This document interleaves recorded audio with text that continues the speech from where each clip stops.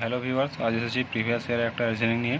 দেখি 92 থেকে কীভাবে 49 হয়েছে, ঠিক সেভাবে এখানে একটা খুঁজতে হবে আমাদের। তো 92 থেকে 49 কীভাবে হলো? তো 92টাকে 9 আর 2টাকে যদি আমরা ভাঙি তাহলে কী হবে? 9 থেকে 2টাকে ভাঙলাম, তো 9 - 2 করলাম, ঠিক আছে? প্লাসও হতে পারে মাইনাসও হতে পারে। তো এইখানে হবে মাইনাস, ঠিক আছে? 9 আর 2টাকে আলাদাভাবে মাইনাস করলাম, তার স্কোয়ার করলাম, কী হবে? 7 তার স্কোয়ার ইকুয়াল টু 49, যেটা আছে আমাদের এটা, ঠিক আছে? তো এই মেথডে এটা বেরোলো। ঠিক এই সেম মেথড কোনটাতে ফলো করবে দেখি। 64কে যদি প্রথমটা আমরা ট্রাই করি, 66 আলাদা লিখলাম, -4 আলাদা লিখলাম, তার স্কোয়ার করলাম, তাহলে কত হবে?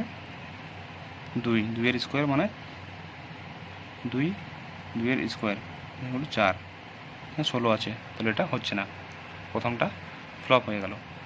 দ্বিতীয়টা দেখি, 8 লিখলাম, -6 লিখলাম, তার স্কোয়ার করলাম, কী হবে? 2 তার স্কোয়ার ইকুয়াল টু 4।